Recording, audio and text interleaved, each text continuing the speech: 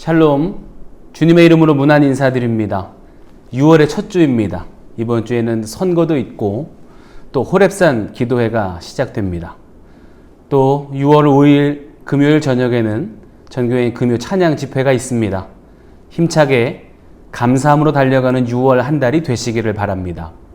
오늘은 23과 무엇을 원하느냐라는 주제로 말씀 나누도록 하겠습니다.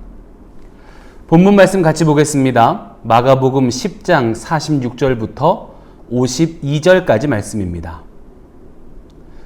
그들이 여리고에 이르렀더니 예수께서 제자들과 허다한 무리와 함께 여리고에서 나가실 때에 디메오의 아들인 맹인 거지 바디메오가 길가에 앉았다가 나사렛 예수시란 말을 듣고 소리질러 이르되 다윗의 자손 예수여 나를 불쌍히 여기소서 하거늘 많은 사람이 꾸짖어 잠잠하라 하되 그가 더욱 크게 소리질러 이르되 다윗의 자손이여 나를 불쌍히 여기소서 하는지라. 예수께서 머물러 서서 그를 부르라 하시니 그들이 그 맹인을 부르며 이르되 안심하고 일어나라 그가 너를 부르신다 하매 맹인이 겉옷을 내버리고 뛰어 일어나 예수께 나아오거늘 예수께서 말씀하여 이르시되 내게 무엇을 하여 주기를 원하느냐. 맹인이 이르되 선생님이여 보기를 원하나이다. 예수께서 이르시되 가라 내 믿음이 너를 구원하였느니라 하시니 그가 곧 보게 되어 예수를 길에서 따르니라. 아멘. 오늘 본문은 우리가 잘 알고 있는 시각장애인이었던 바디메오가 예수님을 만났고 예수님의 도우심으로 회복된 이야기입니다. 당대에 장애가 있는 사람을 바라보는 시선은 곱지 않았습니다. 질병이나 도움이 필요한 대상으로 바라보지 않았고 죄를 지어서 벌을 받는다라고 생각했습니다. 아픈 것도 서러운데 그런 차가운 시선과 차별까지 받는 인생이었으니 얼마나 고통스러웠겠습니까? 그랬던 바디메오였지만 예수님을 간절히 붙잡고 예수님께 나아갔을 때 그는 완전히 새로워지고 자유케 되는 역사를 경험했습니다. 바디메오는 어떻게 회복의 은혜를 누리게 되었습니까? 첫 번째로는 포기하지 않고 끝까지 구했습니다. 예수님과 제자들이 여리고에서 구걸하면서 살아가는 앞을 보지 못하는 바디메오를 만났습니다.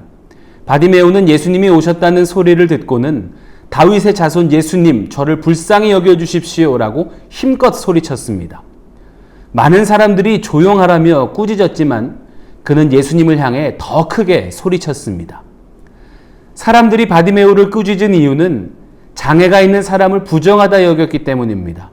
부정한 사람이 어찌 예수님을 부를 수 있느냐라는 편견이었습니다. 바디메오 자신도 사람들이 나를 어떻게 평가하고 바라보고 있는지 잘 알고 있었습니다. 그렇지만 그의 간절함 앞에는 어떤 것도 장애물이 될 수 없었습니다.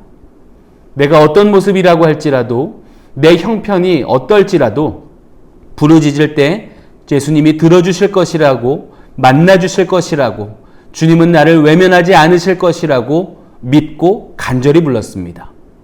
그리고 그 간절함을 보시고 예수님이 바디메오를 만나 주신 것입니다. 우리가 끝까지 포기하지 않으면 끝내 회복과 승리가 있는 줄로 믿습니다. 하나님이 우리를 포기하지 않으시는 분이시기 때문입니다. 간절함으로 하나님을 찾고 만나는 삶이 되시기를 간절히 바랍니다. 첫 번째 묵상 질문입니다. 포기하지 않고 간절히 구함으로 어떤 은혜를 받았습니까? 오랫동안 해결되지 않을 것 같았던 문제, 기대할 수 없는 어려운 상황에서 자유케 된 일, 또 하나님의 도우심으로 승리한 경험이 있다면 나누는 시간입니다. 제가 준회원 전도사로 훈련받던 시절에 교회 대부분의 성도님들은 정신지체 장애가 있는 분들이었습니다. 20대 후반의 청년이었던 제가 그곳에 가서 사역하면서 느낀 감정은 답답함이었습니다. 매일 산속 고립된 공간에서 아픈 이들과 함께 먹고 자고 하면서 느껴지는 답답함은 참 참기 힘든 무게였습니다. 포기하고 싶은 마음이 들 때쯤 기도하는 중에 신학교 입학식 날 했었던 주님께 드린 고백이 떠올랐습니다. 주님, 보내시는 곳으로 가고 죽으라고 하시는 곳에서 죽겠습니다. 그때 했던 고백, 그 다짐, 잃어버리지 않도록 내 마음을 붙잡아 주십시오 라고 다시 기도했습니다. 며칠 뒤에 장례식장에 가게 됐습니다. 평생을 장애로 고생만 하시다가 돌아가신 성도님이셨고 그 장례식엔 오랫동안 함께 생활했었던 다른 장애인 분이 계셨습니다. 이제 화장을 하기 위해서 관을 화구 앞에 놓고 마지막으로 기도했습니다. 그리고 고인과 마지막 인사를 나누라고 성도들에게 시간을 주었습니다. 그중 한 분이 이렇게 말씀하셨습니다. 형님, 고생 많이 했습니다. 우리 천국에서 꼭 다시 만납시다. 그때는 건강한 정상인으로 만납시다. 그분의 그 한마디가 제 온몸에 큰 진동으로 느껴졌습니다. 교회로 돌아와서 제단 앞에 앉아서 기도하고 있는데 하나님이 제 마음에 이런 음성을 들려주셨습니다. 그 사람의 믿음을 보았느냐? 네가 하는 것이 아니라 내가 하는 것이다.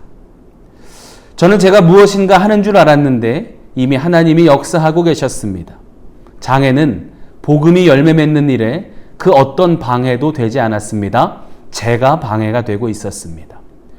허락하신 자리에서 말씀이 이루어질 것을 믿고 인내하며 포기하지 않는 것, 그것이 제가 할 수 있는 유일한 일이었습니다.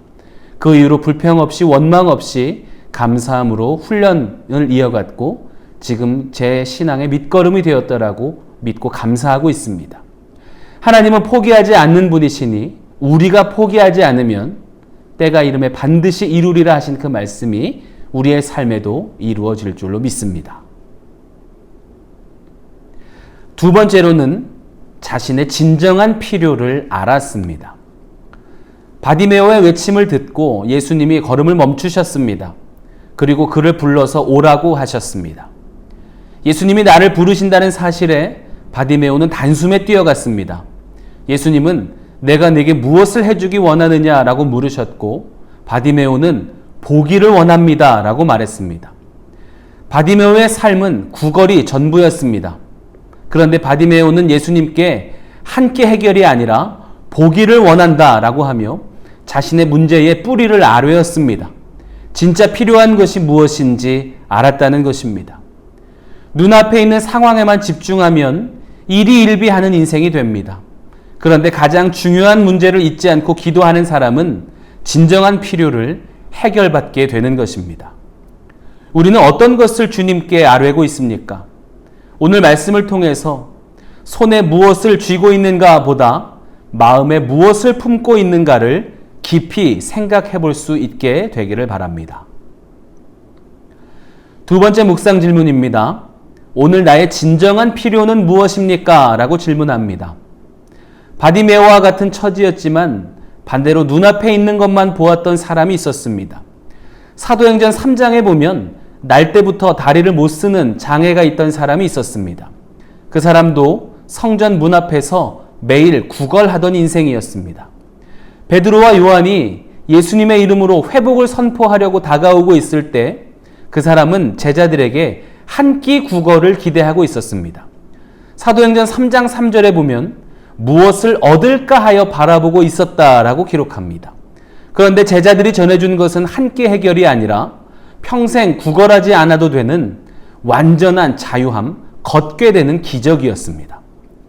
익숙해지고 오래되면 이렇게 가장 중요한 문제는 포기해버린 채 눈앞에 있는 현상에만 일희일비하면서 살아갈 때가 있습니다.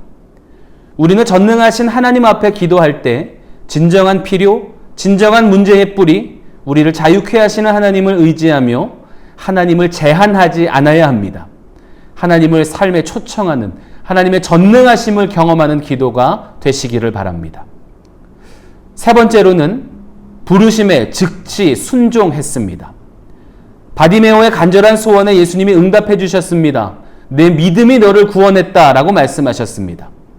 바디메오는 예수님이 말씀하시는 대로 이루어질 것이다 라는 믿음이 있었고 부르실 때 달려나가는 순종이 있었습니다.